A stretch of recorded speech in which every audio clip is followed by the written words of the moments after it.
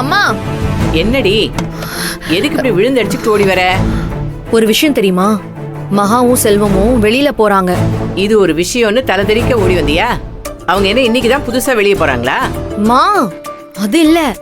அவங்க 2 பேரும் வெளியில போறாங்கன்னா கார்மெண்ட்ஸ்க்கு இல்ல, வெளியூருக்கு போறாங்க. 2 நாள் போய் தங்கிட்டு வர போறாங்க. 2 நாளைக்கு வெளியூர் போறாங்களா? என்னவா, எதுக்கு போறாங்க, எங்க போறாங்க? அதெல்லாம் எனக்கு தெரியாதுமா. நான் துணிக்காய போட போகும்போது இந்த விஷயத்த கேட்டேன். உனக்கு இதே வேலையா போச்சு. எப்ப பாரு அரைகுறையா விஷயத்த கேட்டுட்டு வந்து சொல்ல வேண்டியது. இருந்து முழுசா கேட்டுட்டு வந்ததா என்ன? 2 நாள் தானே, போனா போயிட்டு வரட்டும். என்ன இப்போ? மா, ஹாஸ்பிட்டல்ல ரிசல்ட் வந்துருச்சுன்னு சொன்ன கையோட 2 பேரும் கிளம்பி வெளியூருக்கு போறாங்கன்னா உனக்கு கொஞ்சம் கூட சந்தேகம் வரலையா? இதுல சந்தேகப்பட என்ன இருக்கு?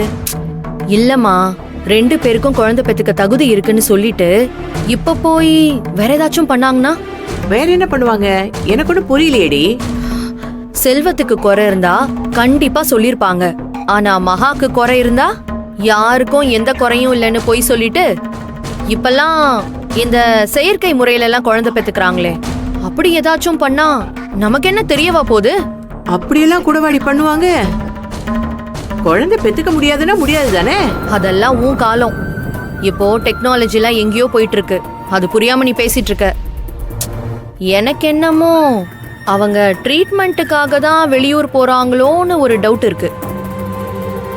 2 நாள் வெளியில போலாம், கார்மெண்ட்ஸ் அக்கா பாத்துப்பாங்கன்னு பேசிட்டு இருந்தாங்க. அப்படியே போனாலும் என்ன தப்பு? இவ்வளவு நாளா நீ வீட்டுல ஜாலியா தானே இருந்த. நீ போய் கார்மெண்ட்ஸ பாத்துக்கோ. எல்லாம் உன்னாலதான் கௌரி. இப்பவும் இவ சொல்ற எல்லாத்தையும் ஊனு தலையாட்டி கேட்டுட்டே இருந்தீனா இவ இதே வேலையை தான் தெரிஞ்சுக்கிட்டு இருப்பா. புருஷன் பொஞ்சாதி தனியா இருக்கிற இடத்துக்கு போய் அவங்க பேசுறதெல்லாம் ஒட்டு கேட்கறது அசிங்கம்னு உன் பொண்ணுக்கு சொல்லி கொடு. ஐயோ, ஆளுக்கு என்ன குழப்பாதீங்க. உங்க யார் பேச்சையும் கேட்காம இருந்தாலே நான் நிம்மதியா இருப்பேன். மகாவும் செல்வமும் சந்தோஷமா இருக்கிறது இவளுக்கு ஏன் பொறுக்க மாட்டேங்குது? எப்ப பார்த்தாலும் அவங்க கதவு கிட்ட நின்னுட்டு இருப்பியா? அவங்க சந்தோஷமா இருந்தா எனக்கு என்ன, சங்கடமா இருந்தா எனக்கு என்ன? அவங்கள பார்த்து பொறாமப்படுற அவசியம் எல்லாம் எனக்கு இல்ல. அது மட்டும் இல்ல, கார்மெண்ட்ஸ் வேலையை ஏன் தலையில கட்டிட்டு போகணும்னு எதுக்கு நினைக்கிறாங்க? இவ்வளவு நாள் விஜய் வச்சு தானே சமாளிச்சாங்க. நான் அக்கௌண்ட்ஸ் மட்டும் தான் பாப்பேன், வேற எதுவும் என்னால பண்ண முடியாது. அதே மாதிரி இப்ப கார்மெண்ட்ஸை கண்டுக்காம விட்டுட்டா நாம எல்லாம் தலையில துண்டை போட்டுட்டு போக வேண்டியதான். அதுக்கு அவசியமே இல்ல அண்ணி.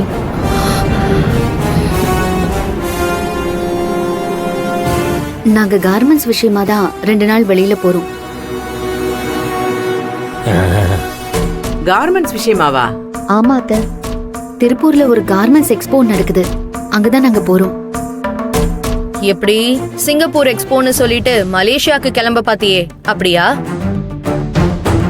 அது எப்படி உனக்கு தெரியும்? இதுக்கு உட்காந்து PhD படிக்கணுமா? நம்ம கிட்ட சிங்கப்பூர் போறேன்னு சொன்னா, ஆனா விஜய் மலேசியாக்கு தானே போனா. அப்படி போனதுல என்ன தப்பு? மகா அதெல்லாம் செஞ்சதுனால்தான் கதிர் வாழ்க்கை, நம்ம குடும்ப மான கௌரவம் தப்பிச்சுது. அடாடாடா, முடிஞ்சு போறத பத்தி இப்ப எதுக்கு பேசிக்கிட்டு? ஏன் செல்வம், இப்ப நிஜமாவே நீங்க 2 பேரும் திருப்பூருக்கு தான் போறீங்களா? ஆமாம்மா, நானும் மகாவும் தான் போறோம். திருப்பூர் மேளாவுக்கு போனா நம்ம கார்மெண்ட்ஸுக்கு நல்ல சீப் விலையில குவாலிட்டியான மெட்டீரியல்ஸ் வாங்கலாம். நிறைய பேர் கூட அறிமுகமும் கிடைக்கும். இது எல்லாமே நம்ம கார்மெண்ட்ஸ் வளர்ச்சிக்கு துணையா இருக்கும். அதனாலதான் இவர் சொன்னதும் நானும் ஓகே சொல்லிட்டேன். எல்லா விஷயத்தையும் நாங்க சொல்லாந்தாம இருந்தோம். அதுக்குள்ள அக்காவே வந்து சொல்லிட்டாங்க. அவ எங்க நல்ல விஷயத்தெல்லாம் சொல்றா, இந்த திருப்பூர் விஷயத்தெல்லாம் சொல்லல. அரை குறையா ஏதோ உங்க மேல குறை சொல்லிட்டு இருக்கா. எங்க வேணாலும் போயிட்டு வாங்க, ஆனா போட்ட சவாலை மட்டும் மறந்துடாதீங்க.